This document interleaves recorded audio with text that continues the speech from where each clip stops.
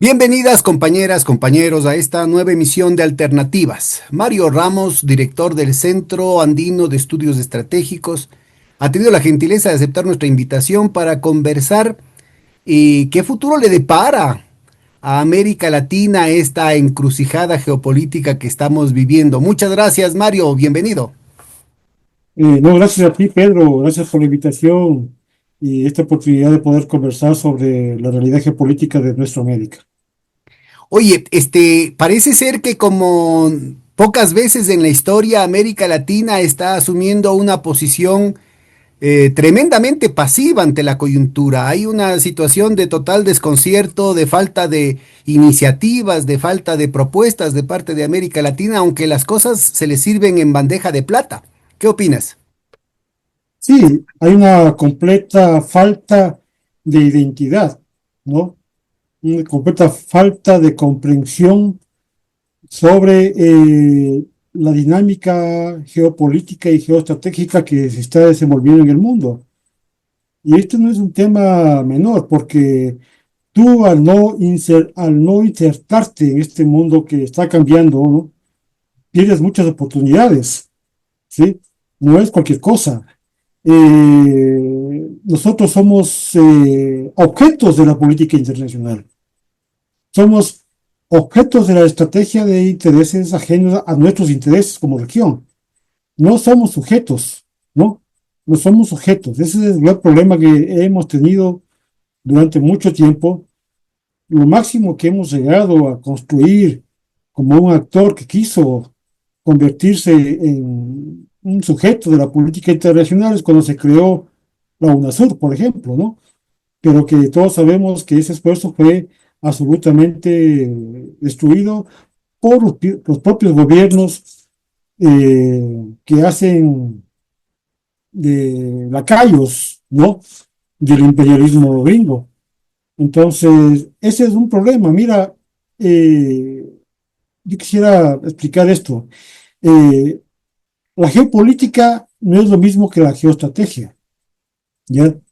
La geopolítica, todo el planeta es geopolítico, digamos, porque todo el planeta o todos los países del planeta tienen intereses, ¿ya? Pero una región se convierte en geoestratégica, ¿no? Cuando es consciente de la situación que se vive en el mundo y comienza a actuar como sujeto de esa dinámica que se da en el mundo, ¿no? No solo objeto. Entonces hay una gran diferencia entre eso. Nosotros, lastimosamente, no tenemos identidad, no tenemos comprensión estratégica, somos una región geopolítica importante, pero no jugamos en la geoestrategia del mundo como para generar una tendencia, como para generar unos cambios en la línea de lo que a la región le puede interesar. Bueno, Obviamente pero hay. yo sí creo que vale la pena comparar con otras épocas, ¿no? La más reciente, como bien mencionabas, no solamente era UNASUR, era el Sucre, el Banco del Sur, el Fondo del Sur, el ALBA, toda una serie de alternativas que se estaban dando, y no solamente dentro de América del Sur, sino también de toda América Latina que planteaban una serie de interpelaciones no solamente a la situación continental, sino a la propuesta global, ¿no? Es decir, la nueva arquitectura financiera regional, el tema, por ejemplo, de dejar el crudo bajo tierra, eran iniciativas del impuesto de Ili Correa, la propuesta del buen vivir, del suma causai. Si estamos hablando que desde distintas vocerías se tenía, y desde distintas posiciones ideológicas también, se tenía para América Latina, desde América Latina se tenía toda una propuesta para el mundo, ¿no? ¿Y qué crees tú que ha faltado en este periodo? Porque hubieron voces críticas a esas propuestas y hubiera de suponerse que la crítica hubiese sido más crítica y hubiéramos tenido una situación más sólida independientemente de los gobiernos en la región. Y esta vez no se dio, ¿no? Mira, tú has hecho una descripción de algunos esfuerzos, ¿no? En ese sentido, inclusive tú creo que fuiste parte de estos esfuerzos, como Así es. el tema del Sucre, el tema del Banco del Sur, pero ya en esos mismos tiempos, ¿no? Yo no estuve en eso, pero tengo entendido que ya se boicoteaba, ¿no? Esos esfuerzos. sea, a pesar de que había unas condiciones, ¿no? Interesantes como nunca antes, ya en ese periodo que teníamos, y repito, buenas condiciones, no se llegó a concretar esos esfuerzos, ¿no? Lo máximo que se llegó a concretar con cierta relativa fuerza, ¿no? Y funcionó más o menos bien, fue la UNASUR, ¿no? El ALBA sigue funcionando, ¿no es cierto? Porque obviamente ahí tenemos países como Venezuela, como Cuba y Nicaragua que le siguen dando impulso, ¿no? A esa situación. Pero eso te digo, Eh, el punto que un poco valdría la pena conversar es el hecho de que en otras ocasiones, por ejemplo, bueno, esto estamos haciendo la parte más reciente, en la que se tiene más bien como una excepción varios gobiernos progresistas. Se tuvo, pues, varios gobiernos progresistas con distintos niveles, con niveles de heterogeneidad importantes, con una correlación de fuerzas más bien precaria en casi todos los casos. Pero hablemos de otros periodos, otras décadas en los que tenías la literatura latinoamericana, el muralismo, la teología de la liberación, la filosofía de la liberación, el teatro del oprimido. Es decir, tenías una serie de propuestas desde la sociedad civil, desde los intelectuales, desde los movimientos sociales. Y ahora no se tiene eso, tampoco. sí, realmente vivimos un panorama bastante desértico.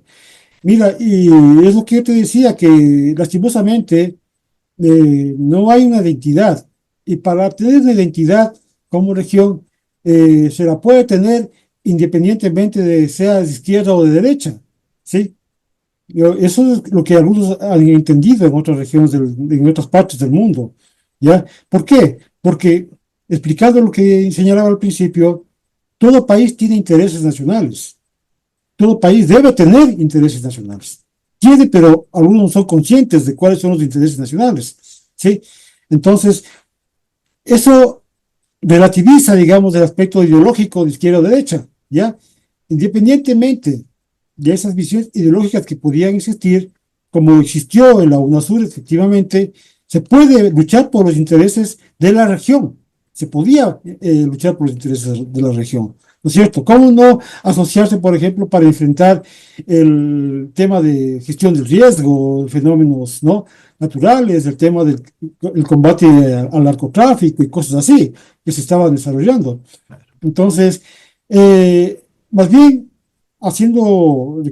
recogiendo lo que tú señalas, más bien han sido los pueblos y no los gobiernos los que han sido más conscientes de que nuestra región, nuestra América, es una civilización, ¿sí?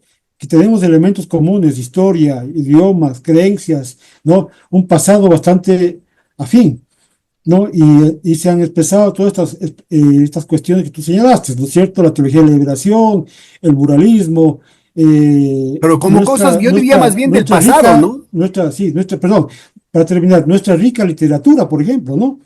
Que es una de las mejores del mundo, el boom latinoamericano. Sí, Pedro, ¿qué me decías?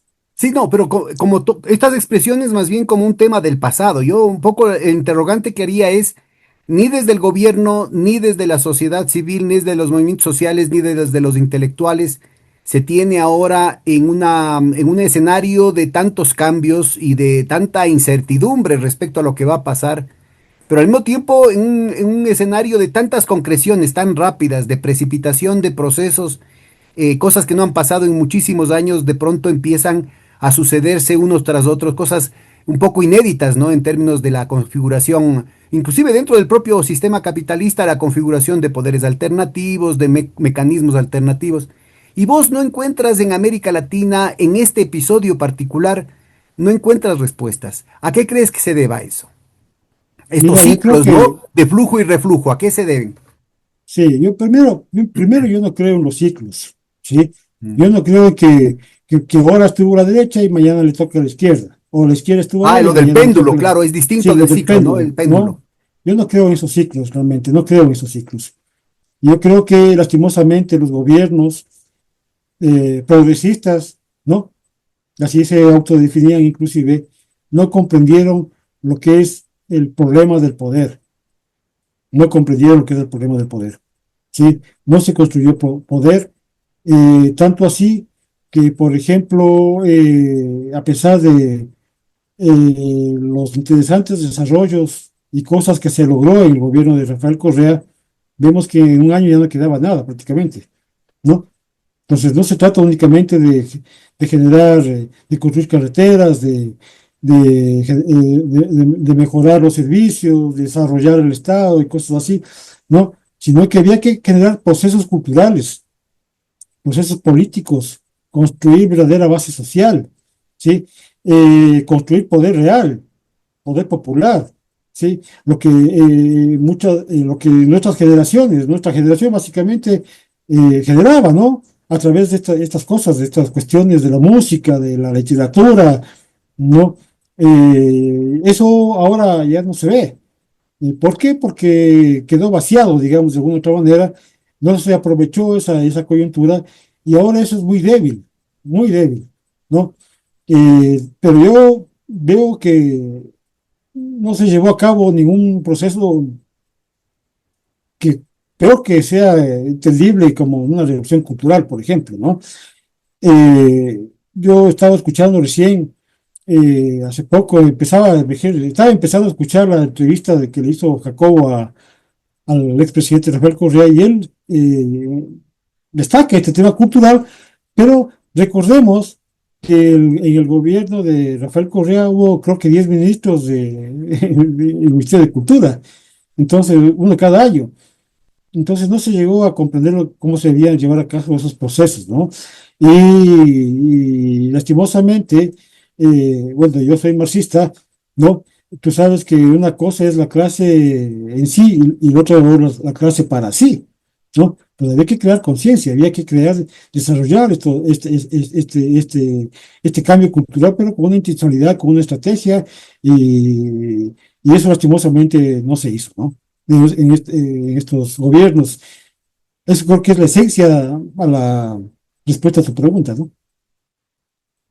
No te escucho, Como Pedro. que parecería que el único actor ahí era Rafael Correa, digamos. Hay muchos actores independientemente del gobierno y justamente no podría plantearse que sea solo el gobierno el que genere iniciativas.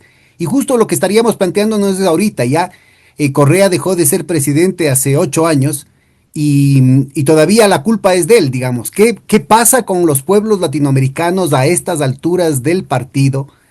Que ante la arremetida del retorno neoliberal que ha regresado con venganza, no encuentra alternativas, y más aún cuando se empiezan a configurar una serie de agendas de disputa geopolítica muy graves, en las que el patio trasero parece ser que va a ser disciplinado con mucha hazaña por parte de una hegemonía angloamericana en declive. ¿Cómo entiendes vos esa situación? Bueno, estamos viviendo en un mundo multipolar en este momento donde hay dinámicas muy interesantes, ¿no es cierto? China tiene un gran desarrollo económico, prácticamente es la primera potencia económica y comercial del mundo, ¿no?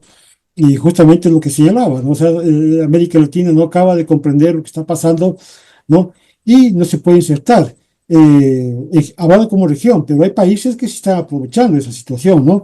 Mira el caso de Brasil, básicamente, a pesar de la amenaza de Trump de poner sanciones a Brasil, esas sanciones no le van a afectar en nada a Brasil porque el PIB de comercio con Estados Unidos casi no representa nada, creo que es del 1,5, 1,7. Y básicamente el principal socio comercial de Brasil es China, ¿no? Y cuando dice que, por ejemplo, no le iba a comprar soja a Brasil, China responde, listo, yo te compro toda la soja, pues no hay ningún problema, ¿entiendes? Entonces, no trabajamos unidos como región, ese es el problema, ¿no?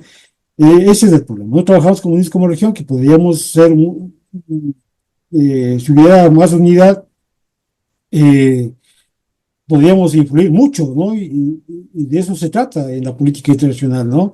Influir, ¿no? Estamos viendo que a pesar de las diferencias, por ejemplo, que hay entre Japón y China, están comprendiendo esta dinámica que existe en el mundo y prácticamente están fortaleciendo la ASEAN, por ejemplo, la Asociación Asiática de allá en esa región, ¿no? Entonces, eh, hay esa conciencia. Aquí, en cambio, lastimosamente no existe esa conciencia, esa identidad, como dije al principio. Bueno, pero ¿qué Eh, te parece si, y más allá del deber ser, o sea, de lo que quisiéramos que sean las cosas, tratamos de hacer un diagnóstico de cuáles son las fuerzas que impiden el que en nuestros países se configuren fuerzas que apunten a lo obvio, ¿no? La necesidad de un proceso de integración, de construcción de la patria grande. ¿Cómo entenderías esos procesos y cuáles podrían ser los sujetos históricos que estén en mejor capacidad de ir abriéndose camino en torno a una coyuntura tan urgente como la que enfrentamos ahorita? Mira, uno queda desconcertado, ¿no es cierto?, que haya sido el propio Lula, el presidente de Brasil, ¿no?, el que haya boicoteado el ingreso de Venezuela a los BRICS, por ejemplo. Entonces, ¿cómo se entiende eso? Supuestamente es un presidente progresista, un presidente que tiene una claridad, ¿no? Pero sin embargo boicoteó la entrada de Venezuela a los BRICS. Entonces, ese es el tema. O sea, todo se reduce, ¿no es cierto?, no sé, a un problema de competencia interna inútil, por decirlo, por poner algún nombre, ¿no? Porque ¿cómo se entiende esas cuestiones? ¿Ya? Se puede entender de parte de Milei, de Noboa, que es un lacayo y se acoja a todo lo que dice los Estados Unidos, ¿no? Pero que el propio Lula haya boicoteado el ingreso de Venezuela a los BRICS, más de lo que no se entiende, ¿sí? Que le acuse a Maduro de dictador, o sea, cuando eso no es así, no se entiende. Entonces, yo creo que hay esa incoherencia, esas contradicciones, ¿no? Los únicos que trabajan con visión estratégica de largo plazo, con una visión coherente, que entiende la dinámica estratégica que se desenvuelve, son nuestros países, básicamente, y también yo creo que México también está en esa onda, ¿no? México, habría que sumar a Cuba, Venezuela y Nicaragua, pero también creo que está México. De ahí no se puede esperar nada del gobierno de Boric, por ejemplo, no espero nada. Prácticamente hemos perdido ya Bolivia, ¿no? Perú está en otra onda, prácticamente está invadido Perú por las tropas norteamericanas. Recién, hace 1 o 2 semanas, hubo un ejercicio militar entre fuerzas gringas y peruanas muy cerca de la frontera con Bolivia, o sea, un poquito antes de las elecciones, ¿no? Esto no es coincidencia. Entonces, hay estas dinámicas, ¿no? Yo lo veo muy débil al gobierno en este aspecto, al gobierno de Honduras, ¿no? A pesar de que tiene un gobierno progresista, y hasta ahí llega la cosa. Entonces, yo creo que es digamos, es una cuestión que desde que prácticamente se fundó nuestra república no ha logrado desarrollar, ¿no? No sé, la OEA, ¿verdad? O, bueno, eso fue un esfuerzo de los gringos, pero nunca se ha actuado de manera uniforme, coherente entre nosotros, ¿no? En la OEA, y cosas así, esa es una cuestión histórica, y los pocos puestos en el momento más cumbre que podríamos decir favorable, igual se actuó de manera muy débil, y no se consolidó nada de estos procesos regionales de integración, ¿no?, que se han hecho en nuestra región. Y eso tiene que ver, lastimosamente, porque la ideología influye mucho, ¿ya? Como digo, no debería influir mucho, ¿ya? No debería ser que porque es un gobierno de izquierda o un gobierno de derecha, ¿no es cierto?, eso determina la política en este aspecto, esta política internacional, porque sobre todo debería primar los intereses geopolíticos de la región, pero eso no se entiende, ¿no? Es una incomprensión básica que no se acaba de comprender. Bueno, ¿qué te parece? Te propongo hacer un recorrido justamente de cuáles son los diferentes intereses geopolíticos que están en juego acá, para ir entendiendo cuál sería la correlación de fuerzas y cuáles podrían ser los espacios de convergencia y los de choque, ¿no? Empecemos por lo obvio. Cuéntanos un poco de cómo ha evolucionado esa hegemonía angloamericana en declive y cómo ha afectado eso, cómo ha atravesado, digamos, la situación de América Latina en las últimas décadas. Bueno, si vamos a hablar del declive de la hegemonía de los Estados Unidos, eso tiene su historia. Eso empieza con Nixon, digamos, ¿ya? Cuando él decide salirse del acuerdo de Bretton Woods y se comienza a producir, a imprimir billetes que da miedo. Entonces, ya se abandona el patrón oro, y para muchos analistas, especialmente gringos, dicen que ahí empezó todo, ¿no? Ahí también, más o menos en esa época, se pierde la guerra de Vietnam, ¿no? Y vemos que prácticamente Estados Unidos no puede ganar guerras, ¿sí? No puede ganar guerras. Y acá la hegemonía en nuestra América se la ha impuesto a través de golpes de Estado, de esta estrategia de guerras, de conflictos no convencionales de amplio espectro, ¿no es cierto? Traición, comprando gente, corrompiendo. Pues de esa forma se logra sostener la doctrina Monroe en nuestra región, ¿no? Y esta última amenaza de invasión supuesta a Venezuela, para mí más fue una acción propagandística, ¿no? Porque en el mejor, en el mejor momento donde la oposición venezolana, que es una oposición antipatriótica, estaba fuerte y había condiciones para una invasión militar. No fue posible esa invasión militar. Mucho, o sea, ahora ya no es posible porque prácticamente el proceso bolivariano está muy consolidado en lo político, no se diga en lo militar y en temas de seguridad. Entonces, si bien la hegemonía de los Estados Unidos está en declive, eso no quiere decir que va la potencia económica a decaer. Básicamente lo que está haciendo Trump ahora es una especie de repartición de áreas de influencia, ¿sí? Porque sabe que ya no es posible volver al mundo unipolar, eso ya no es posible. Entonces, por eso quiere, en otra manera, se está construyendo una especie de negociación, ¿no es cierto?, entre los tres grandes poderes que son China, Rusia y Estados Unidos para un poco repartirse la áreas de influencia y obviamente Estados Unidos considera que nosotros somos su patio trasero y hará los esfuerzos por sostener la hegemonía a toda costa y a través de estos medios más de guerra sucia, de conspiraciones y cosas así, ¿no? Ahora, Comprando, pero por ejemplo, en ese plano, ¿no? Es decir, durante décadas los mecanismos de subversión, de soft power, de guerra subterránea, de guerra híbrida han sido muy eficaces, ¿no? A través de lo que la USAID y el National Endowment for Democracy podía articular, comprando movimientos sociales, dirigentes políticos de izquierda, de derecha, intelectuales, periodistas, medios de comunicación, pero ya acaba, tanto el presidente Trump como el vicepresidente Vance acaban de denunciar a la USAID, acaban de denunciar a la National Endowment for Democracy, inclusive le acusan de que en el caso de Afganistán, la USAID, en lugar de hacer labores humanitarias como supuestamente era el caso, estaba dedicado al tráfico de heroína, de opio, de opioides en Afganistán. Una vez que se han metido ese autogol, ¿cómo entiendes tú que el imperio va a rearticular o a compensar este golpe que se está autoinfligiendo por las broncas al interior del estado profundo de los Estados Unidos? ¿Cómo va a recuperar ese vacío en el control de nuestros países que durante tanto tiempo han tenido a través de estos mecanismos de revolución de terciopelo? mira, no hay que ser optimistas y hay que tratar de interpretar, creo que de la mejor manera posible esto que tú describes, ¿no? Uno podría pensar en primera instancia de alegrarse porque Trump eliminó la USAID, por ejemplo, ¿no? En primera instancia dice que chévere, pero la pregunta es ¿por qué lo hace? Entonces, básicamente yo creo que lo hace porque esos organismos, ¿no?, que tú acabas de señalar eran controlados por los demócratas, ¿bien? Y esto no quiere decir que los Estados Unidos van a seguir ingiriendo en nuestro país, o va a usar otros métodos, ¿sí?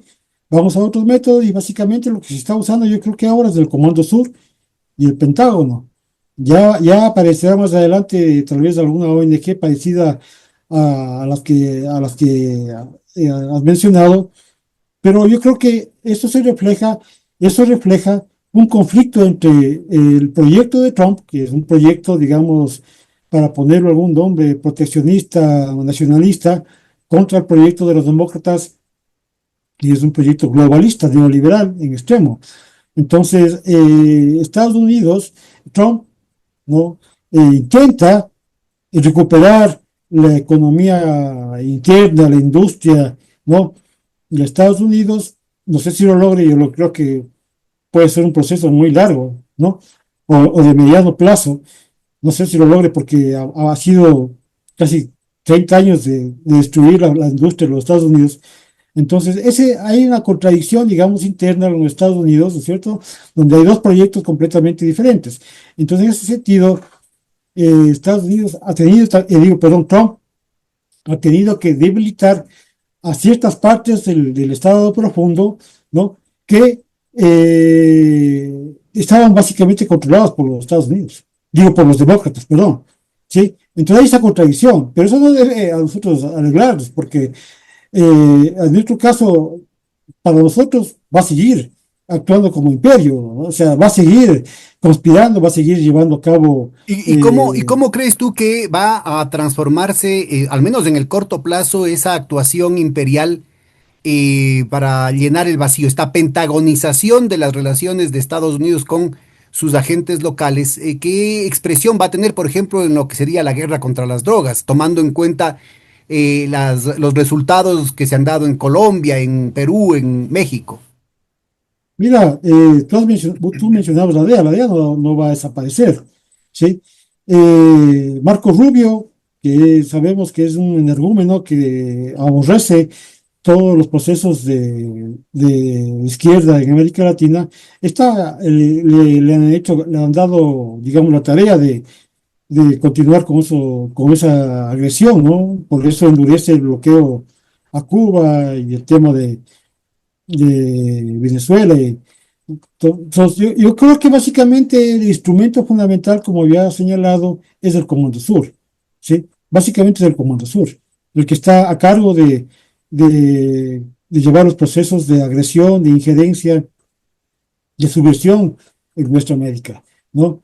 Y yo creo que se le ha dado esa misión al Comando Sur. Básicamente se ha militarizado la política exterior de los Estados Unidos en ese aspecto, ¿no? Eh, yo coincido con muchos analistas que el principal narcoestado del mundo es Estados Unidos. O sea, el principal cartel del narcotráfico es la DEA, la CIA, y eso hay antecedentes, ¿no? Por ejemplo, el opio se desarrolló mucho cuando los gringos estaban controlando Afganistán, y cuando les expulsaron los talibanes, en apenas un año se acabó las plantaciones de opio. O sea, fue una velocidad impresionante. Entonces, mira, muchas de las operaciones sucias, por eso es que tienen tanto poder, ¿no? Tanto dinero, de las DEA y la CIA, son porque manejan el narcotráfico, ¿sí? Y aquí en nuestro país estamos viendo eso, porque mira, eh, escuchaba un dato de que más o menos el 76% de la droga incautada en nuestro país va en cajas de banano, ¿no? ¿Y qué hace la DEA? ¿Has escuchado vos alguna denuncia de eso por parte de los Estados Unidos? ¿Acaso amenazado con invadirnos por ser un país que exporta cocaína a través de las cajas de banano? ¿No? Es tan fácil poner unos escáneres en los puertos, pero no se ponen los escáneres, ¿ya? Entonces, es una hipocresía total esta famosa lucha contra el narcotráfico, y más es un pretexto para justamente poder ingerir, ¿no? De cualquier forma en nuestros países. Entonces, no hay que dejarse engañar. Los principales lavadores de dinero en el mundo son los Estados Unidos, Y en esa ¿sí? perspectiva, ¿cómo entenderías tú la presión que se viene dando desde gobiernos anteriores, desde la primera administración de Trump, pero sobre todo el interregno de Biden, para que en el Ecuador se acojan a bases militares de los Estados Unidos? Sobre todo, insisto, después de la experiencia que han tenido países hermanos con esa presencia en la supuesta guerra contra las drogas. Mira, el Ecuador entero ya es una base militar gringa. Y A ver, este cuéntanos acuerdo, con detalle eso, por favor. sí, porque el acuerdo SOFA, ¿no? Les facilita, primero, que pueden ingresar como si fueran ¿Cuándo se sin firmó el acuerdo SOFA? ¿Qué gobierno fue? y el gobierno de Noboa. Bueno, empezó en el gobierno de Lazo, ¿no? Pero el que lo formalizó fue el gobierno de Noboa en su primer año de gobierno, ¿sí? SOFA creo que quiere decir Estatuto de las Fuerzas, ¿no? Sí, Estatuto de las Fuerzas. Mira, ahí está increíble este acuerdo para que veas el nivel de entreguismo que existe, que ni siquiera estamos obligados a pagar peaje en las carreteras, ¿no? O sea, pueden entrar sin visa, ¿no? Están liberados si cometen algún delito de la justicia nacional, ¿no? O sea, es un entreguismo total. No sabemos qué están haciendo en Galápagos, no sabemos qué otras, eh, digamos, unidades militares, porque cuando se habla de bases militares, la gente cree que son las bases, ¿no? Son las infraestructuras, no, no, o sea, la presencia militar puede ser hasta clandestina, ¿no? Puede ser de múltiples formas, no necesariamente tiene que ser una base, ¿sí? Con miles de soldados, no, no, no. O sea, ya el Ecuador es un enclave, esa es la palabra tal vez más precisa, es un enclave militar de los Estados Unidos para que puede servir para cualquier cosa, ¿no es cierto? Eh, Esa es la realidad. Entonces, eh, se violaba la Constitución. Lo que se quiere con la potencial consulta que se va a realizar es formalizar esto que ya existe, ¿sí? O sea, a la pregunta si llega a ser aprobada, ¿no? Se formalizaría esa cuestión. Y mira, una cosa tan grave que se dio recién con esta secretaria de Seguridad que vino hace poco al país, creo que fue hace 3, 4 semanas. Le comprometió el gobierno de Novoa inclusive a entregar toda nuestra información, inclusive los datos biométricos. O sea, es una cosa increíble. O sea, ya no tenemos ningún tipo de soberanía digital, toda nuestra información como ciudadanos va a estar en manos de los Estados Unidos, pueden hacer, mira lo grave que esto puede implicar, pueden manipular las elecciones, una y mil veces con esta información, ¿ya? O sea, no es un tema fácil, ¿sí? Yo Y estoy, eso si es que no nos utilizan como conejillo de Indias para las pruebas de biofarma y de armas biológicas como lo han hecho en Ucrania. Es decir, los Estados Unidos está trascendiendo ahorita, ¿no es cierto? El hecho de que han estado utilizando a Ucrania no solamente como base para laboratorios de armas biológicas, sino que han estado utilizando a la población civil sin su consentimiento para hacer experimentos de armas virales. Entonces, el problema es que ahorita el negocio del Big Pharma puede apreciar muchísimo con funestos propósitos esos bancos de datos personales, esos bancos de datos biométricos pueden ser de uso muy delicado, ¿no? así es, o sea, estamos en una situación de absoluta vulnerabilidad. Es muy complicado lo que vivimos en nuestro país en este momento. Y como tú señalas, ¿no? O sea, prácticamente muchos laboratorios con objetivos de generar ataques biológicos, ¿no? A poblaciones específicas, inclusive, ¿no? Si los rusos cuando conquistaron una parte del territorio ucraniano, ¿no? Descubrieron laboratorios que estaban investigando cómo atacar a poblaciones de carácter eslavo, de origen étnico eslavo, por ejemplo, ¿no? Que ellos son los eslavos, ¿no? Y Ucrania es eslava, porque básicamente la historia de Ucrania es que era parte de la Unión Soviética, y es una historia que Kiev, ¿cómo se llama? Rusia en cierta manera se originó en Kiev, ¿sí? Hace unos 1000 años más o menos. Entonces, es complicado, digo, yo veo el panorama muy complicado, yo dudo inclusive de la transparencia que puede existir en las siguientes elecciones que pueden haber, y el Ecuador está siendo utilizado como experimento en ese sentido, ¿sí? Yo estoy entre los que creemos que hubo fraude, ¿no? Que hubo manipulación, aparte de todas las manipulaciones evidentes que hubo, las irregularidades que hubo, ¿no? Que evidentes que hubo, que existieron. Yo creo que hubo fraude, porque ahora es muy fácil, ¿no? Si tú no controlas el sistema informático de manera soberana, eso es absolutamente violable, ¿sí? Entonces, es un panorama, yo le veo muy complicado. Yo estoy en el lado de los pesimistas realmente, ¿sí? No, no soy tan optimista de la situación. Yo creo que la actitud, la forma que toma el gobierno de Novoa es porque se siente muy protegido, muy seguro de lo que puede hacer, ¿sí?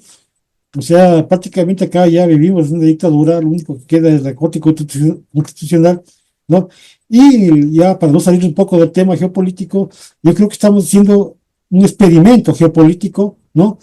De eso, de lo que pueden hacer a futuro los Estados Unidos para sostener su hegemonía acá, si es que no hay gobiernos mínimamente soberanos, mínimamente que lleven a cabo el control de las instituciones más básicas, ¿no? Que puedan eh, permitir que un país funcione, ¿no? Que la Ahora, ¿cuáles democracia podrían ser funcione. los objetivos de ese experimento al que haces referencia, al que estás hipotizando? Mira, o sea, los Estados Unidos han probado una y mil veces formas de intervención, formas de guerra, eh, eh, todas las estrategias contrainsurgentes, ¿no es cierto? Las guerras sucias, muchas cosas se han probado en América Latina y en otras partes, ¿sí? O sea, no es que ellos no experimentan, no es así. Se me ocurre un ejemplo histórico. Mira, el caso de Hitler, ¿no? Hitler admiraba mucho a los Estados Unidos de cómo llevó a cabo el exterminio de la población aborigen, por ejemplo, ¿no? Eh, Decía, tenemos que copiar esta forma como lo hizo los Estados Unidos, porque eso podemos aplicar a los rusos, porque el objetivo de Hitler era conquistar y acabar con la población eh, de, de Rusia, ¿no? También admiraba, por ejemplo, cómo llegaron los ingleses a conquistar un país tan gigante como la India, ¿sí? Y cómo llegaron a dominar. Entonces, estas cosas que ya han experimentado en otras regiones, en otros momentos históricos, ¿no? Pueden, y esto que están haciendo con nosotros aquí en el Ecuador, pueden llevar a cabo en otras regiones, ¿no? De hecho, algo deben haber aplicado en Bolivia, aunque ese es un caso también de los propios errores que ha cometido el MAS en Bolivia, ¿no? Que era una muerte anunciada lo que estaba pasando, porque ya veíamos que el desenlace que iba a producirse por los errores que cometieron los principales líderes en ese proceso, ¿no? Bueno, pero por ubicar un poco, ¿cuál podría ser la agenda geoestratégica de los Estados Unidos respecto a América Latina y de manera específica el experimento que están avanzando aquí en el Ecuador? ¿Cuáles podrían ser tus hipótesis respecto a los propósitos? Es decir, ¿por qué necesitan una base militar cuando igual pueden hacer las cosas simplemente ordenando a personal de las Fuerzas Armadas ecuatorianas y a los ministros que hagan el trabajo por ellos, ¿no? A ver, mira, en primer lugar, o sea, por principio, ¿cierto? Los Estados Unidos buscan poder tener la suficiente logística y la suficiente infraestructura para poder operar impunemente en los países. Para eso necesitan, no le pongamos bases, porque eso que suena muy grande, ¿no? Pongamos oficinas, ¿ya? Porque no necesariamente tiene que ser una base, como dije hace un momento, ¿sí? De hecho, ya tiene una base en Galápagos, pues, pueden ahí tranquilamente operar, ¿no? Y espiar con los aviones de espías que tienen. Pero la misma embajada es una gran base, ¿sí? Tiene infraestructura tremenda ahí. Entonces, pero la idea es desarrollar todos los elementos logísticos que permitan operar y llevar a cabo todos sus objetivos, ¿no? Entonces, cuando tú estableces un acuerdo como ese Estatuto de Fuerzas, te permite eso, operar con impunidad, sin ningún control, ¿sí? Como te digo, ni siquiera pagas los peajes, sin visas, libre de la justicia ecuatoriana, etcétera. Entonces, es eso, ¿no? O sea, eso es lo que te permite que te conviertas en un enclave que pueda proyectar el poder hegemónico a otras regiones, como puede ser, no sé, de la misma Colombia, ¿no? Si es que llegara a desarrollar un poco más el proceso en Colombia, aunque ya tienen 7 bases, aunque 7 bases, pero algunos dicen que son como 50 infraestructuras más que tienen aparte de las bases. 50, no son solo Entonces, 7. sí, porque digo, uno se queda con eso de las bases, pero puede tener Bueno, y ahí muchos la tipos de... pregunta obvia sería, ¿para qué tienen 50 bases o 7 bases los gringos? ¿Y cuál ha sido el resultado? Pues cuáles son los resultados efectivos frente al supuesto propósito de acabar con el narcotráfico. Colombia sigue siendo el primer productor mundial de cocaína. Y básicamente el 85%, el 85% al menos de la cocaína sale por el Pacífico, no sale por el Caribe, ¿sí? O sea, no sale por el Caribe. Entonces ahí es otra mentira, ¿no? Y el Caribe es un mar muy controlado por los gringos, ¿sí? Tienen bases, ahí sí, la base de Guantánamo, ¿no? Está cerca la sede central de la está del Comando Sur, está en Florida, ¿no? Tiene las bases están retomando las bases en Panamá, o sea, y tiene en Honduras también bases, ¿no? Esas sí grandes, la Sotocano creo que se llama. Entonces, mira, es una farsa, ¿no? A pesar de que ya lleva una presencia ahí, creo que ya de 25 años de esas bases, ¿no? Todo empezó con el tema del Plan Colombia. La producción de cocaína no ha decaído y se sigue exportando básicamente por el Pacífico, porque los narcotraficantes no son tontos. Obviamente el Pacífico, el Océano Pacífico es muy grande y menos controlable que el Mar Caribe. Pues por ahí se va la mayoría de la cocaína, ¿sí? Y ahora por nuestros puestos, ¿no? Que no hay control. Entonces, la base de la exportación de cocaína, ¿no? Inclusive a mí me sorprendió una noticia que leí ayer o anteayer en un medio que es de derecha, donde publica un artículo que no recuerdo el nombre de esta chica, ¿no? Que dice que el Ecuador se ha convertido en la base exportadora de la cocaína, ¿no es cierto?, en América Latina. O sea, abiertamente y lo dice un medio de derecha. A mí me sorprendió encontrar eso ahí, ¿no? Bueno, Entonces, parece ser que hay un entusiasmo por parte de ciertos sectores de la derecha, incluyendo el propio presidente Noboa, por adjudicarle al Ecuador dimensiones la cadena de valor, hablemos del narcotráfico, que no tienen comparación con la realidad objetiva, ¿no? Recuerda que Noboa estaba hablando de que había encontrado 2000 hectáreas de cultivos de coca. Y después los gringos le dijeron, ¿cómo así? ¿De dónde sacaste? Y simplemente no se corrigió, no dijo nada. ¿Por qué tiene que sacar una información que es falsa? ¿Por qué tiene que inventarse esa información? ¿Por qué tiene que salir un embajador a decir que aquí se lavan 30.000 millones? Imagínate lo que es 30% del Producto Interno Bruto.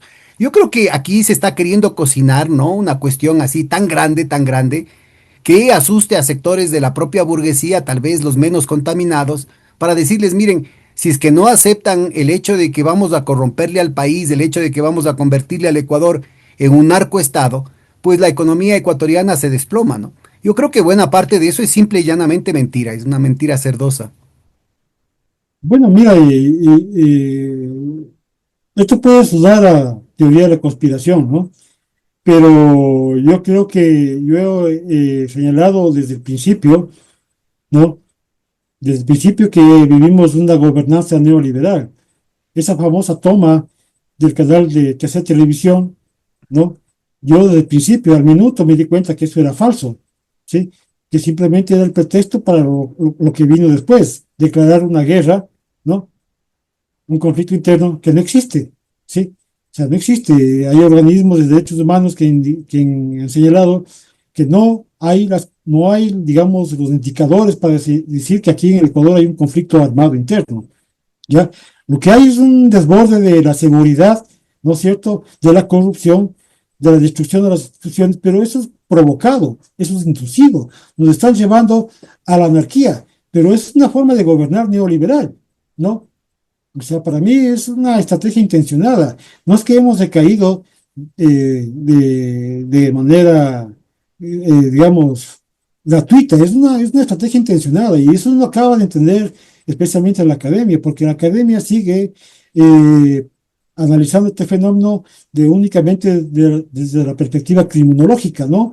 Hasta estadísticas, que no sé qué, que ahora ya tenemos 40% más muertos que el año pasado, que ahora son 5.000 y cosas así se quedan, pero no analiza la profundidad del tema, no analiza el contexto geopolítico, cómo es que llegamos a esto, ¿ya? Entonces, yo insisto de que esto es un experimento y está yendo muy bien. O sea, hasta ahora les está yendo muy bien, ¿sí? ¿Por qué? Porque esto genera mucho miedo, genera inmovilización, silencio de periodistas, de analistas. Mira, disculpa que trate de cosas así que me cuentan los amigos, pero por ejemplo, ¿qué está pasando en los ríos? ¿Sí? Las bandas de crimen organizado están cogiendo a campesinos, les están llevando a la notaría y les están obligando a vender los terrenos, por ejemplo. Eso no se sabe en la prensa. Si yo te cuento un amigo, vos no lo crees, ¿no? Pero así de grave está la cosa. Para poner un ejemplo de las cosas que están sucediendo en el país y que la prensa no lo señala, ¿sí? Y la academia no sigue insistiendo en los aspectos criminológicos y no profundiza en el aspecto político real de cómo hemos llegado a esta situación. Y es, para mí, insisto, es una forma de gobernar, de generar miedo, porque con las leyes que bueno, la Corte intenta frenar, pero, pero ni siquiera, o sea, esas leyes serían terribles, porque mira, yo me sorprendí, disculpen otra vez, ¿no? Que el mismo coronel famoso Mario Pazmiño se sorprendió de esa ley de inteligencia. Él mismo llegó a decir, esto es demasiado. Es una cosa que ya raya, no, no hay ninguna ley de inteligencia en el mundo que te permita, ¿no es cierto?, violar tu intimidad sin autorización judicial. O sea, no hay, ni en los Estados Unidos, o sea, todo tiene que tener una autorización judicial. Aquí no, aquí ya puede, si se acaba de aprobar esta ley, te pueden estar espiando sin ninguna autorización, escucharte, agentes tener doble identidad sin ningún control, etcétera, etcétera. Entonces, si eso no es Bueno, un experimento, se acaba de apreciar los riesgos inmediatos sobre la democracia ecuatoriana con la amenaza sobre la vida del dirigente indígena Leonidas Issa, ¿no? así es. Y mira, lo sorprendente es que hay 4 policías involucrados, ¿sí? Ni siquiera ya se contrata sicarios, por decirlo yo. Ya me sorprendió, dije, bueno, debe haber sido sicarios contratados, mercenarios contratados. Yo me imaginaba, pero lo sorprendente es que eran policías, de acuerdo a la denuncia del movimiento indígena de Cotopaxi. Entonces, mira, yo te juro que yo conversaba, ¿no? Y decía, nosotros vivimos el gobierno de León Félix Cordero, ¿no es cierto? Pero esto es, o sea, es un... Pérez Cordero queda como bebé de pecho al lado de Novoa. Ese gobierno, o sea, lo que estamos viviendo ahora es realmente sorprendente y uno no acaba de creer todo lo que está pasando en este país. Realmente es una cosa tremenda en todos sentidos, ¿no? Destrucción de las instituciones. Se habla de que el incremento de los suicidios en juventud, en niñez inclusive, ¿sí? Ha incrementado mucho porque ya no ven futuro, ¿no? Padres que no consiguen trabajo. Entonces es una situación bastante complicada. Oye, a propósito del involucramiento de la destrucción de las instituciones, siempre se veía con alguna deferencia, digamos, la situación de las Fuerzas Armadas frente al tema de la policía, pero ha quedado un poco en el olvido en la ciudadanía y sobre todo por una acción deliberada de los medios de comunicación comerciales, el asesinato de los 4 chicos de las Malvinas, incluyendo un chico de 11 años. Pero cuando empiece a averiguarse ese tema y el clamor ciudadano empieza a despertar, se da cuenta que ya no son solamente, que no habían sido los 4 a ese momento, sino que eran más de 30. ¿Cómo ves vos la situación de deterioro de los derechos humanos en el Ecuador y la participación tanto de la fuerza policial como de las Fuerzas Armadas en este proceso? Y en ese contexto, esta ley de inteligencia, ¿qué ha cambiado? Bueno, la ley inteligente lo empeora. Qué bueno que topas ese tema, Pedro. Mira, yo como estudioso de estos temas, yo he seguido mucho la historia de las Fuerzas Armadas, ¿no es cierto? Eh, por ejemplo, muchos procesos de reforma, de modernización fueron impulsados por gobiernos militares, ¿no? El último gobierno, digamos, el último gobierno reformista de carácter nacionalista fue el gobierno de Guillermo Lara, que hizo cosas interesantes. En cierto sentido, fue un gobierno muy parecido al que llevó a cabo Rafael Correa, ¿no? En lo económico. Yo, viendo la historia, digamos que una le dice, bueno, espera que haya reacción, ¿no?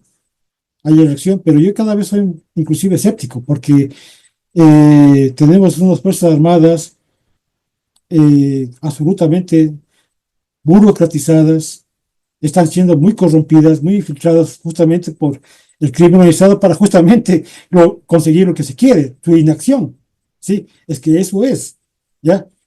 Entonces, esto de el asesinato de estos niños y de otros casos más que no se conocen, ¿no? Es un reflejo de toda esa descomposición que existe en las Fuerzas Armadas. Ya de la policía ni hablar, o sea, la policía siempre eh, ha sido muy fácilmente infiltrable y los Estados Unidos son los que más han usado a la policía para estas cosas, ¿no? Entonces yo no les veo, no veo futuro realmente, no veo señales, a menos en inmediato, de que algo pueda salir, algo positivo, algún anuncio de Ahora, mira, protesta. en el contexto de lo que estábamos hablando de la geopolítica y de la necesidad de esa hegemonía angloamericana de recuperar o de sostenerse con uñas y dientes en su patio trasero, y han replanteado, o más bien dicho, han vuelto a pasar a primer plano lo que fueron hace 50, 60 años las denuncias de que los torturadores, los escuadrones de la muerte, los golpes de Estado, venían siendo preparados precisamente en las escuelas de formación militar de los Estados Unidos, Fort Bragg, Escuela de las Américas y otros por el estilo. Pues resulta ser que ahora nuevamente aparecen en los titulares, pero ahora aparecen en los titulares norteamericanos y justamente se destaca que Fort Bragg es la sede de un cártel de las drogas en Estados Unidos. Hay un libro que ha tenido muchísima acogida en los medios de comunicación, que acaba de salir en los Estados Unidos, acaba de hacer un reportaje Rolling Stones por el lado de la izquierda, digamos, y por el lado de la derecha Tucker Carlson acaba de entrevistar al autor Seth, que fue el mismo militar y abogado, Seth Harp, y él descubre que hay un involucramiento directo del famoso Fort Bragg, que fue escuela de varios dictadores, de varios torturadores, que fue la sede de varias operaciones militares de represión y de desestabilización en América Latina. Y resulta ser que han estado directamente involucrados en asesinatos de los propios miembros de las Fuerzas Armadas de los Estados Unidos, ligados al tráfico de drogas dentro del territorio estadounidense. ¿Cómo entiendes tú esta situación? Habías mencionado el tema de la relación de la CIA con el tráfico de opioides en Afganistán.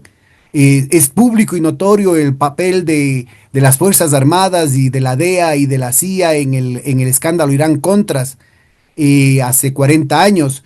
El tema de la relación que han tenido con Klaus Barbie. Tenemos algunos reportajes, algunos programas de investigación que hemos hecho al respecto con Theo Ronken sobre el papel de Klaus Barbie en su relación con la CIA, los cárteles de la droga la operación Cóndor en el Cono Sur. En fin, tenemos una cantidad de evidencia al respecto, pero ahora resultaría que el involucramiento es directo precisamente de las escuelas de formación militar a las que se les beca a los militares de América Latina. ¿Cómo ves esta situación? Bueno, la Escuela de las Américas nunca ha dejado de existir. Lo que hicieron es cambiarle de nombre porque ya estaba muy desprestigiada. Y los gringos siguen formando a todos los organismos de seguridad en esa línea que tú acabas de señalar. Pero ahora hay un elemento adicional, Pedro, que es aún más grave. Mira, yo veo que este gobierno se está relacionando mucho con el sionismo, con el gobierno de Israel, ¿sí? Yo le veo eso supremamente peligroso, porque estos, por ejemplo, tienen antecedentes muy, muy oscuros, ¿no? Todo el paramilitarismo que llegó a desarrollarse y que es imparable en Colombia hasta ahora, fue generado por agentes judíos, sionistas, ¿sí? ¿Y cómo Eso está verías? como... ¿Tú crees que el estatuto de las fuerzas del SOFA también protegería a otras fuerzas que no sean de los Estados Unidos, como por ejemplo el tema de los sionistas, del Mossad, de agentes de las fuerzas de defensa, llamadas pues fuerzas de defensa del Estado sionista en Palestina? Sí, sí. Mira, básicamente Israel es un país proxy de los Estados Unidos, ¿sí? Israel, como lo reconoció el canciller Merz, ¿no? Lo reconoció abiertamente, esas cosas que uno se sorprende escuchar, pero lo reconoció hace unos 3, 4 meses, creo. Dijo, Israel nos hace el trabajo sucio. Así, literal, ¿no? Lo dijo, Israel nos hace a nosotros el trabajo sucio y hay que agradecerle por eso. O sea, Ellos son los que se ensucian, los que hacen los genocidios, los que hacen estos trabajos en América Latina, ¿no es cierto? Y yo veo peligrosísimo esa relación que está desarrollando, ¿no? El gobierno de Noboa con Israel, ¿no? Estamos comprando armamento a Israel, ¿sí? Se está intentando, inclusive se escuchó, se denunció de que este programa espía, Pegasus. eh, el Pegasus, dicen que estoy de acuerdo, y lo está manejando el Centro Nacional de Inteligencia, ¿no? Ahora se llama así, ¿no? Ahora, Centro bueno, en Nacional de el caso Inteligencia. específico de Pegasus, hay una cantidad de evidencia de la corrupción vinculada a, primero al caso de Epstein en los Estados Unidos, al caso de García Luna y de Margolis en México, al espionaje sobre el presidente Petro en Colombia, al espionaje sobre el presidente Pedro Sánchez en España. Es decir, estamos hablando de un patrón de comportamiento inadecuado, por decirlo menos, en muchísimas partes. Y en el caso del Ecuador, han habido varias emisiones de este noticiero La Posta, en el que se hablaba del negocio y el negociado, en el que pasaba, digamos, como el florín, ¿no es cierto?, de varias manos, en el que se mencionaba María Paula Romo, Diego Ordóñez, Osvaldo Hurtado, Mónica Palencia. Y entonces resulta ser que aquí hay todo un modus operandi que se repite en el Ecuador y que debería despertar, digamos, noticia criminis, ¿no? Debería despertar y movilizar una investigación a fondo de parte de las autoridades competentes. ¿Cómo ves vos esa situación? Bueno, ¿qué autoridades competentes, Pedro? Si la fiscalía es un instrumento del gobierno, la ley de inteligencia que se pretende eh, fortalecer, pero establecer, prácticamente elimina todo tipo de control de lo que se conoce como operaciones especiales, ¿sí? Entonces, hay una completa libertad de llevar a cabo operaciones especiales, operaciones sucias, ¿sí? Y nadie le va a poder controlar. Todos estos gastos, ¿no?, que se hagan en esta cuestión, prácticamente la Contraloría no va a poder hacer ningún tipo de rendición de cuentas. Entonces, yo digo, por eso yo me atrevo a decir que somos un experimento, porque estas cosas que están pasando aquí, yo que sepa, ni siquiera en la dictadura de Pinochet creo que se sucedieron, ¿sí? O sea, para un poco graficar. Entonces, porque, por ejemplo, ¿no? Quiero graficar para comparar, ¿sí? Para que se me haga, para hacer entender. ¿Por qué es más grave el genocidio palestino, ya, que el genocidio que provocaron los nazis? Porque los nazis tuvieron que ocultar el genocidio, ¿sí? Eso se llegó a saber, digamos, después, las dimensiones que tuvo ese genocidio. Pero ahora los sionistas lo hacen abiertamente, ¿sí? El genocidio que llevó a cabo el gobierno de Pinochet o el gobierno de las dictaduras argentinas, tenían que ocultarlo, de cierta manera, ¿sí? Tenían que camuflarlo. O sea, ni siquiera un gran sector de las Fuerzas Armadas en Argentina se enteraba de lo que estaba pasando. Todo se llevó bajo estructuras muy especiales y muy secretas, ¿ya? Pero ahora estamos aprobando leyes abiertamente, donde se puede hacer esto, pero sin ningún control.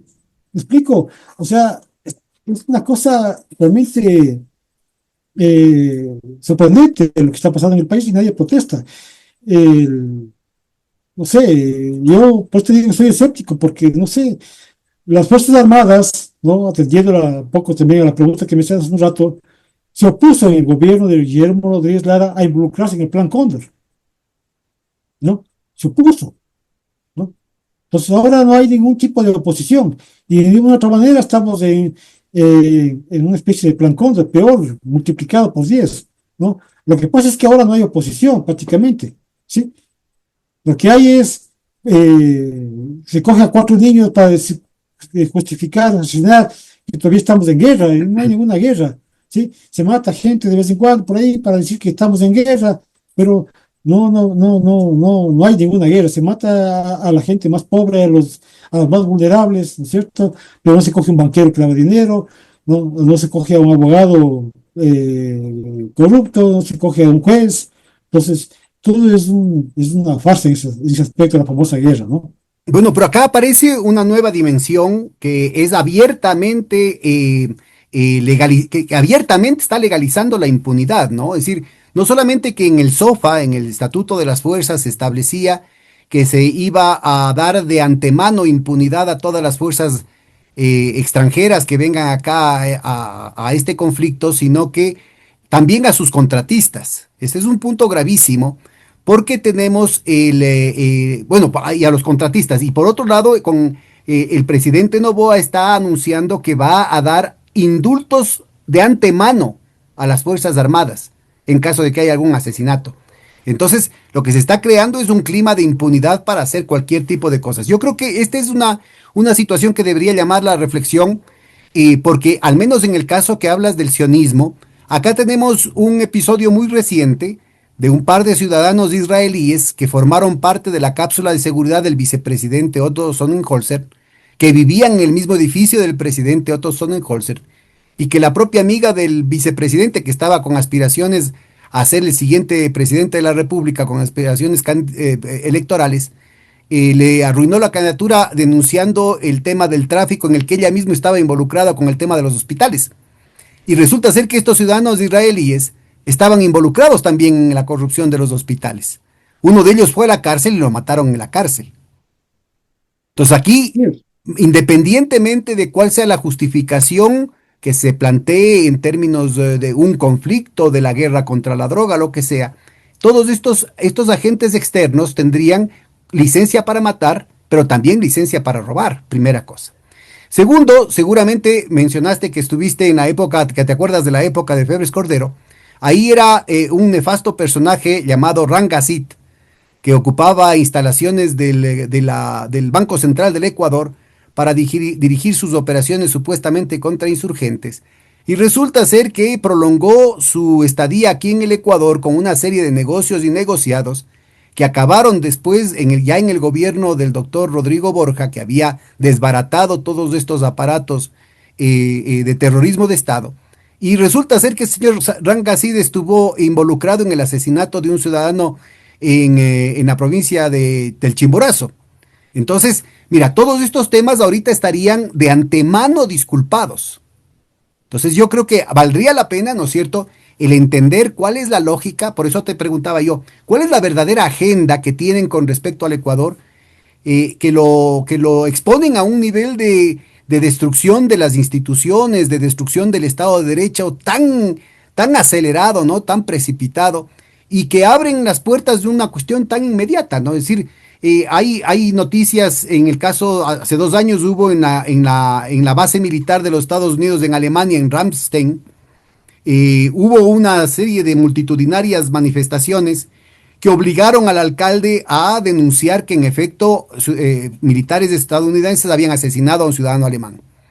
Hay en el caso de las bases coreanas, salió recientemente una noticia que la audiencia puede googlear, ¿no es cierto? Es muy reciente la noticia de que hay más de 2.500 delitos impunes de las bases militares de los Estados Unidos en Corea del Sur.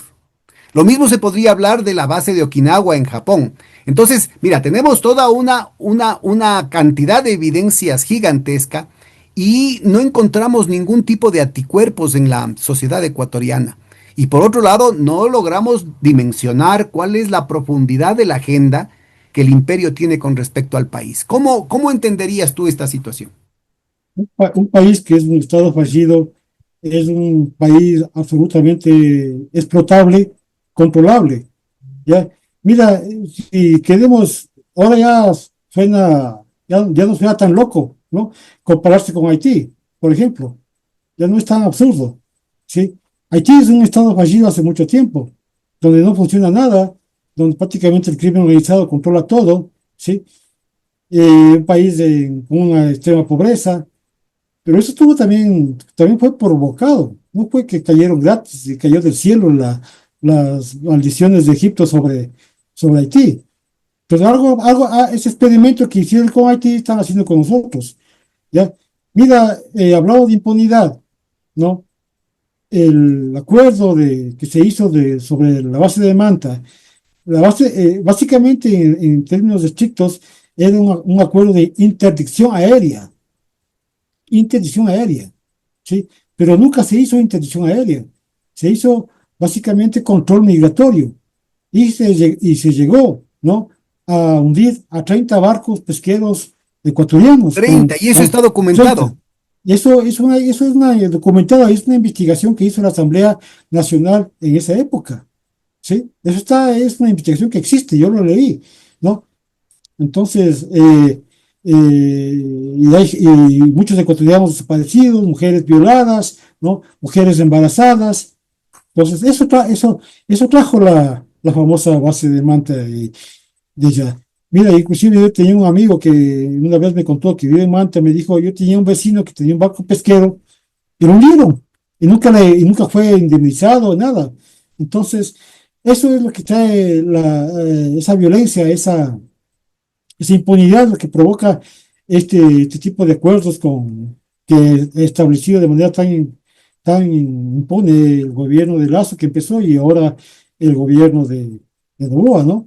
Y tú has puesto ejemplos alrededor del mundo. O sea, eso es lo común, porque esto básicamente son los mercenarios, son esta gente, ¿no? Los contratistas famosos son mercenarios. Sino que en vez de llamarlos mercenarios, los llaman contratistas. Eso es lo que son. Es un ejército Ahora, de mercenarios. Ahora, Mario, mira, ante la ausencia de cualquier capacidad de interpelación, de respuesta democrática aquí en el país, habría que preguntarse cuáles son los mecanismos que tienen, por ejemplo, en los propios Estados Unidos para justificar la existencia de sus bases militares fuera del territorio norteamericano, en contraste con qué resultados, ¿no? Entonces, yo te pediría que si pudiéramos hacer un análisis, una comparación de lo que está pasando con con la reciente guerra contra las drogas aquí en el Ecuador, versus la experiencia de nuestros países hermanos que son como vecinos en conjunto, son el primer productor mundial de cocaína, Colombia y Perú, y que tienen ya desde hace largo tiempo, ¿no es cierto?, una larga experiencia del efecto de la corrupción y de la incompetencia de esa presencia militar de los Estados Unidos en también sus respectivas guerras contra las drogas. Mira, Pablo Escobar, ¿no? En un testimonio que él dio cuando estaba vivo, él dijo, los que me metieron en este negocio fueron los gringos. O sea, si vos esperas eh, que ellos realmente lleven a cabo una lucha efectiva contra esto, no, es pedir peras al olmo, ¿no? Resulta repetitivo, ya cansón inclusive decir eso, porque para mí el principal cartel de la droga es la DEA, ¿no? Es la CIA. Y vemos que no, ya vamos a cumplir un siglo de este enfoque, ¿no? De esta lucha supuesta, de esta guerra contra, pero ya vamos a cumplir un siglo y no ha pasado nada. Entonces, no, los Estados Unidos necesitan de esto. Estamos viendo inclusive el fenómeno del fentanilo en su propio país, ¿no es cierto? Donde hay una epidemia de muertes de gente drogadicta que ellos mismos provocaron. Sí, ellos mismos provocaron esta adicción a través de las medicinas de estas farmacéuticas que tenían opoides, o así creo que se llama, opoides, ¿no? Opioides. Entonces, sí, opoides. Entonces, mira, yo veo que es un instrumento de injerencia geopolítica. Sin ese pretexto, ¿cómo pueden justificar su presencia de bases militares? ¿Cómo pueden declarar guerras contra el terrorismo? ¿Sí? Vos no puedes combatir, tú no puedes declarar a una organización de crimen organizado terrorista, porque el terrorismo tiene sus particularidades específicas, ¿sí? Y el crimen organizado se enfrenta básicamente con una justicia que funcione, con servicios de inteligencia que funcionen, con policías que funcionen, ¿cierto? Con instituciones que funcionen.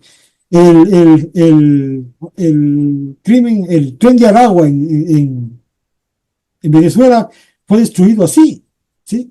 Con inteligencia, con investigación, ¿no? Y se destruyó toda esa banda que quería ser utilizada por los gringos como pretexto para ingerir en Bueno, y lo están Venezuela. utilizando, ¿no? Porque con el pretexto de que Venezuela es la sede de estos grupos narcotraficantes, se inventan un supuesto cartel de los soles y el propio tren de Aragua, cuando la inteligencia que se tiene es más bien de que ya han sido desarticulados. Ok, bueno, el cartel de los soles nunca ha existido, pero el tren de Aragua ya fue desarticulado.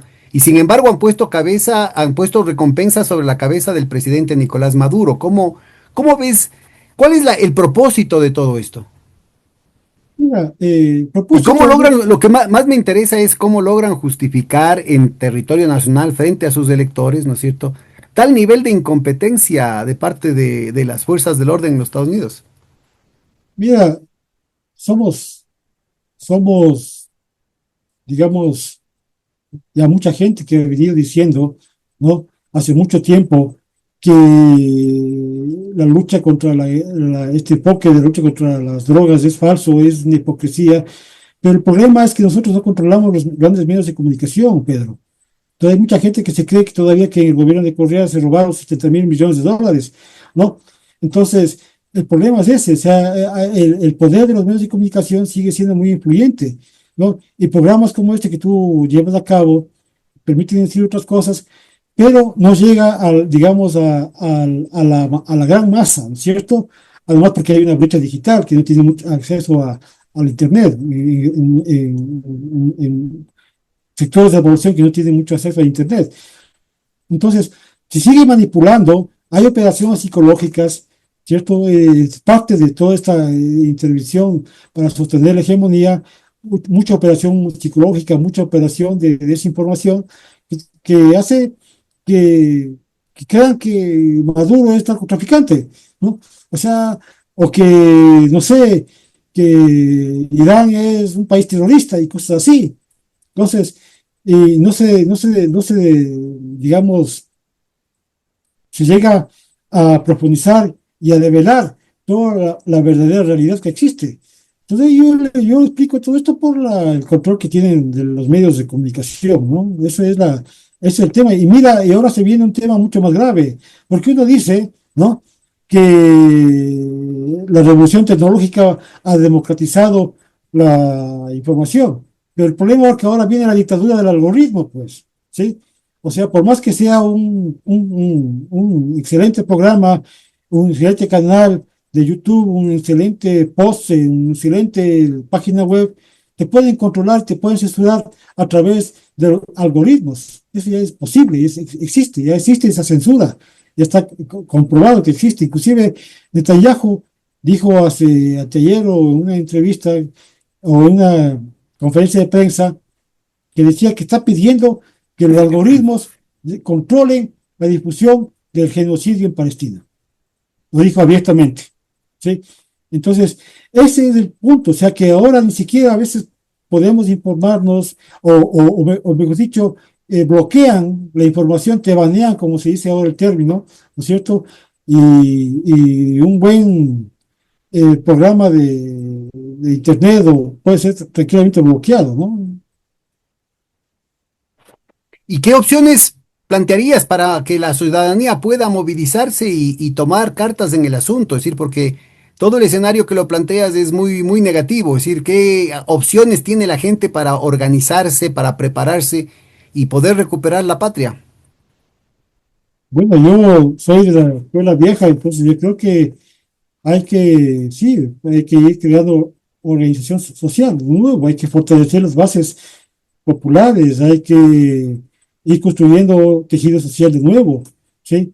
Eso toma tiempo, no va a ser para mí una cuestión de corto plazo, hay que ir desarrollando organización social. Obviamente esto no va a durar eternamente, pero yo soy escéptico en el sentido de que no va a ser un cambio en el corto ni siquiera a mediano plazo. Va a tomar tiempo liberarse de esta cuestión, pero con la experiencia de luchas de historia, ¿no es cierto? La única forma es fortaleciendo el poder popular, fortaleciendo las organizaciones, luchando, o sea, esto no quiere decir que nos crucemos de brazos. Si uno hace un diagnóstico pesimista, y más que pesimista, realista, eso no quiere decir que no hay opciones, que no hay formas de ir viendo cómo se puede uno buscándole una salida a esta situación, ¿no? Y todo para mí, todo empieza con la organización popular. Por ahí empieza. ¿sí? Y yo creo que tenemos una opción electoral que es fuerte, que es la Revolución Ciudadana, que la procura destruir inclusive, ¿no? Han hecho muchos esfuerzos en los últimos tiempos por destruirla. Hay que preservar esa opción electoral, que es la única que tenemos, ¿no? Y que uno pueda ser crítico de muchos aspectos de lo que se hizo y lo que se hace, ¿no? Eso no quiere decir que se pierda, ¿no? La perspectiva, y creo que hay que defender esa opción electoral y seguirla fortaleciendo, ¿no es cierto? Pero yo lo veo que es por ahí, no es una solución, no es una varita mágica la que nos va a resolver el problema, es una cuestión que va a tomar tiempo, y hay que ir construyendo organización social y conciencia. Estos programas contribuyen a eso, ¿sí? No dejarse vencer. Hay que combatir la narrativa del gobierno, la narrativa del imperio, hay que combatir la narrativa de estos medios de comunicación, ¿no? Hegemónicos, y eso que hay que continuar. Yo creo que el trabajo de hormiga, el trabajo constante, el trabajo sistemático, a la larga da resultados. Bueno, Mario, yo creo que hemos hecho un recorrido muy apretado sobre los problemas más graves que se enfrenta el país en esta agenda geopolítica que se le ha impuesto desde afuera. Es obvio que no hay una cuestión endógena aquí. Son oligarquías antipatrias, son oligarquías desnacionalizadas en contubernio con potencias extranjeras las que están llevando al Ecuador a un proceso de deterioro democrático, institucional y de seguridad ciudadana tan grave como el que hemos estado viviendo. Y aquí estamos hablando no de una situación específica del Ecuador. Los ejemplos de los países hermanos, Colombia, Perú, México, muestran claramente que esto tiene que ver con una agenda para América Latina, como un mecanismo de dominación en América Latina. Y creo que es fundamental el que tengamos algunas referencias básicas en ese punto. No sé si quisieras redondear tal vez con algunas recomendaciones de literatura o de sitios en el Internet donde la gente pueda capacitarse. Bueno, afortunadamente existen ahora muchos canales alternativos, páginas web, ¿sí? Se puede acceder a muchos noticieros de otros países, uno se puede informar de lo que pasa realmente en el mundo, ¿no es cierto? Y yo lo que se necesita es una voluntad de hacerlo, simplemente, ¿no? Yo creo que el problema está en que la gente no tiene a veces mucho tiempo para informarse. Nosotros los que tenemos esta inclinación académica por nuestras obligaciones, digamos, académicas, o por la actividad que hacemos, estamos obligados a revisar todos los días páginas web, entrevistas, análisis de otros analistas, etcétera, etcétera, ¿no? Digamos que es nuestra actividad, pero la mayoría de la gente no tiene ese tiempo, y lo que tenemos que hacer nosotros es tratar de través de hacer, buscar otros formatos, no sé, más cortos, más asequibles. Yo he visto ahora, y eso me genera mucho optimismo, a brillantes jóvenes, ¿no? Que hacen análisis muy cortos en TikTok de 1 minuto, de 30 segundos inclusive, pero que eso no le quita profundidad y que mucha juventud puede observar, ¿no? Hay muchos canales, muchos, digamos, videos en ese sentido, ¿no? Y yo creo que eso le da una esperanza para ir rompiendo esta narrativa de estos medios hegemónicos. Yo creo que eh, no somos nosotros, esta generación, ¿no?, que sobrepasamos los 60 años, sino que yo veo que sí hay esperanza, porque yo veo mucha juventud comprometida, ¿no? En la línea de generar narrativas alternativas, ¿no? Y que la gente pueda tomar conciencia y enterarse de lo que realmente está pasando, ujú, en el mundo y en el Bueno, país. Mario, te agradezco muchísimo. Hemos de seguir conversando. Hasta la próxima. No, a ti, Pedro, un abrazo, y espero poder haber satisfecho las inquietudes que espera tu audiencia en tu canal. Ojalá esto sea una contribución para tener días mejores. ¿Ah? Un gran abrazo. Pasa bien.